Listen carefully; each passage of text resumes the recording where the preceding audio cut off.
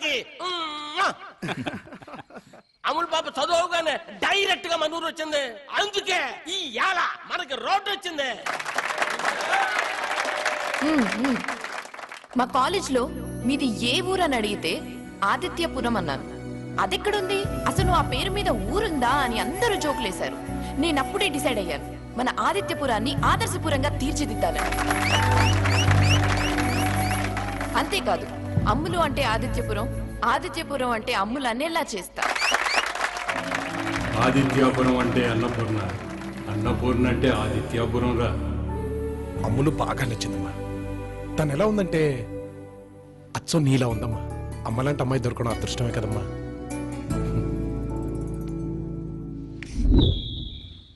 Journey అంటే ప్రయాణం. మన ఊరు నుంచి రావులపాలెంకి గంట జర్నీ. మీరు చెప్పండి ప్రెసిడెంట్ గారు. రావులపాలెం నుంచి మన ఊరికి గంట జర్మనీ.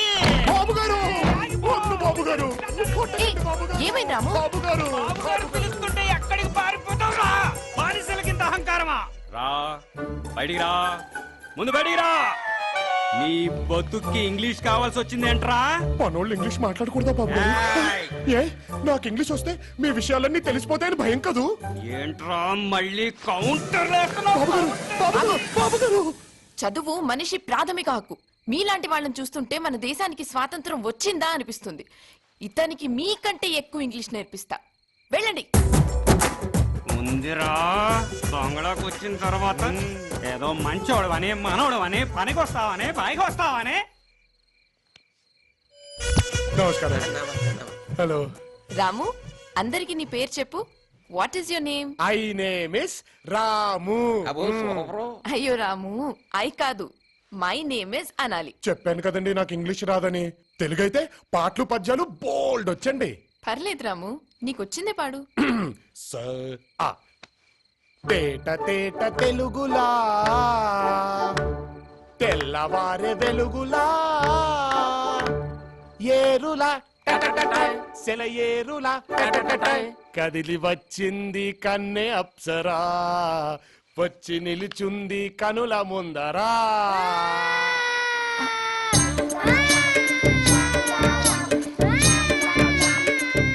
అయ్యో ఏం లేదమ్మో, ఏం లేదు, అయిపోయింది. రాము, ఇంకెప్పుడల్లా పాడకే. సంటి పిల్లలకి సల్జరం వచ్చేలా ఉంది.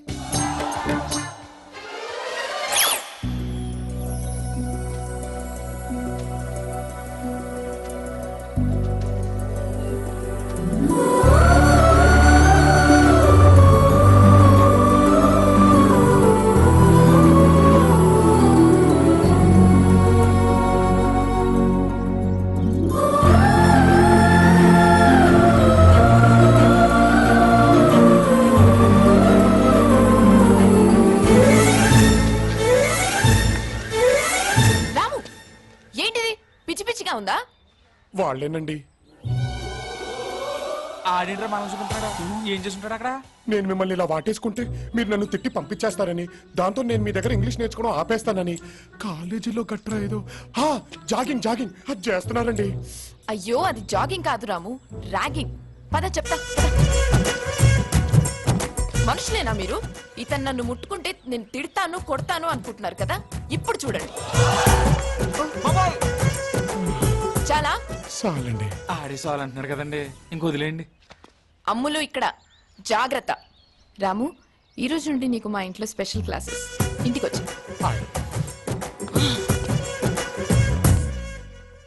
అమ్ములు ఎలిఫెంట్ స్పెల్లింగ్ చెప్పవా? ఈఎల్ఈపిహెచ్ ఏంటి? నాట్ బ్యాడ్ రాము, ఒక్కసారి చెప్తే చాలు, భలే గుర్తు పెట్టుకుంటున్నావు.